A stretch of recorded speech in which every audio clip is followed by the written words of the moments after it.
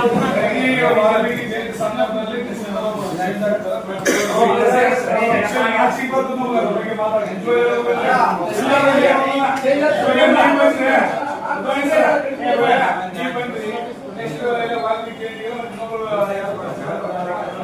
ಗಮನಕ್ಕಿಲ್ಲ. ನಾನು ಶಾಸಕ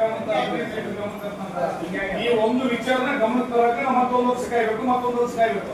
ಏನ್ ಇವತ್ತು ನೆಕ್ಸ್ಟ್ ರಿಸರ್ವೇಶನ್ ಭಿಕ್ಷೆ ಬೇಡ ಅಂತ ಹೇಳ್ಬೇಕು. ಅವ್ನು ವಾಲ್ಮೀಕಿ ಅನ್ನ ತಿಂತಾರೆ, ಏನ್ ತಿಂತಾರೆ ಜನಪ್ರತಿನಿಧಿಗಳೆಲ್ಲ ಏನ್ ತಿಂತಾರ, ಅವ್ರು ಏನ್ ಮಾಡ್ಕೊಂಡ್ರು ಮಾಡಿ ಒಟ್ಟಿಗೆ ಏನ್ ತಿಂತಾರ ಅವರೆಲ್ಲ ಅಧಿಕಾರಿಗಳು ಏನ್ ತಿಂತಾರೆ ಫಸ್ಟ್ ಏನ್ ಪ್ರತಿ ಸತಿ ನಾವು ಆಟ ಆಡ್ಬೇಕು. ಪ್ರತಿ ಸತಿ ಭಿಕ್ಷೆ ಕೇಳಂತ ಕೇಳ್ಬೇಕು. ನಮ್ಮ ಈ ಕೇಳ ಪಕ್ಕದ ಅಧಿಕಾರಿಗಳು ಅಧಿಕಾರಿಗಳು ಸರ ಇವಾಗ ಸ್ವಲ್ಪ ಎಷ್ಟು ವರ್ಷದಿಂದ ನಾವು ಕೇಳಕೈತ್ವಿ, ಅವ್ರ ಹೊಸ ನೋಡ್ರಿ ನೀವೆಲ್ಲ ಎಷ್ಟು ವರ್ಷದಿಂದ ಕೇಳಕೈತಿ ನಾವು 30 ವರ್ಷ ಅದೇ ಸರ ಮನುಷ್ಯರ ಬೇರೆ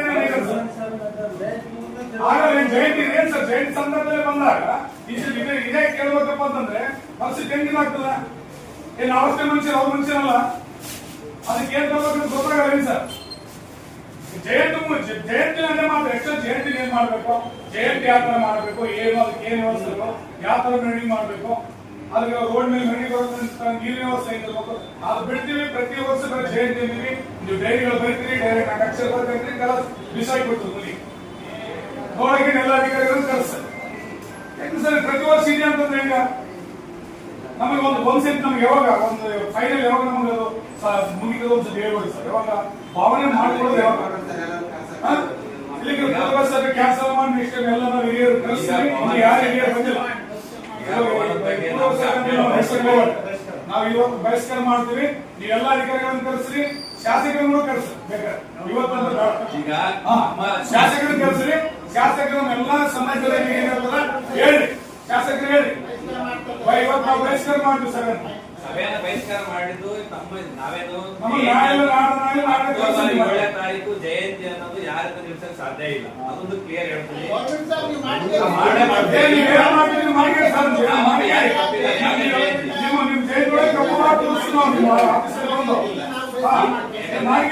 ಸಮುದಾಯ ಶೋಭೆ ಅಲ್ಲ ಮಾನವಿಗೆ. ಸಮುದಾಯ ನಾಯಕರಿಗೆ ಜಯಂತಿಗೆ ಶೋಭೆ ತರಲ್ಲ. ನಮಗೆ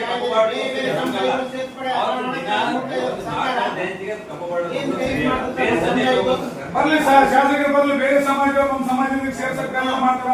ಅವೆಲ್ಲ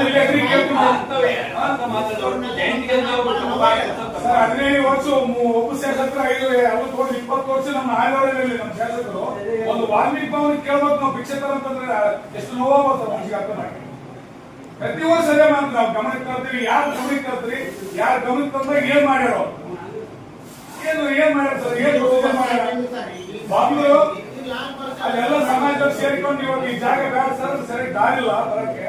ಆ ದಾರಿಯನ್ನು ಒಂದು ಬಿಲ್ಡಿಂಗ್ ಕಟ್ಟಿಸಿದ್ರೆ ಪ್ರಭಾವಿಗಳಲ್ಲಿ ದಾರಿ ಇಲ್ಲ ಅಂತಂದ್ರೆ ಅಲ್ಲಿ ಬಂದ್ಬಿಟ್ಟು ಎಲ್ಲ ಬೈದು ಅದನ್ನ ಮಾಡಿ ಉದ್ಘಾಟನೆ ಮಾಡಿದ್ರು ಹೋಗಿ ಅದನ್ನ ಆಗ್ಬೇಕಲ್ಲ ಸರ್. ನಾವ್ ಎಲ್ಲ ಸಭೆ ಮಾಡ್ಬೇಕು, ಏನ್ ಮಾಡ್ಬೇಕು, ಹೈವೇ ಹೋಗ್ಬೇಕು. ಹೈವೇ ಹೋದ್ರೆ ಅಲ್ಲಿ ಇಲ್ಲಿಗೆ ಬರ್ತಂತ ಹೈವೇ ಕೇಳ್ತಾರೆ. ನಾವು ಸಮಾಜದಲ್ಲಿ ಸಭೆ ಮಾಡ್ಬೇಕು, ಹೈವೇ ಬಿಡಲ್ಲ. ನಮಗೆ ಶೋಚನೀಯ ಪರಿಸ್ಥಿತಿ ಏನಂದ್ರೆ ಜಯಂತಿ ಬಗ್ಗೆ ಮಾತಾಡ್ಬಿಟ್ಟು ಬೇರೆ ಕೆಲಸ ಮಾಡ್ತಾ ಇದೀವಿ ಅನ್ನೋ ಅನ್ಸುತ್ತೆ.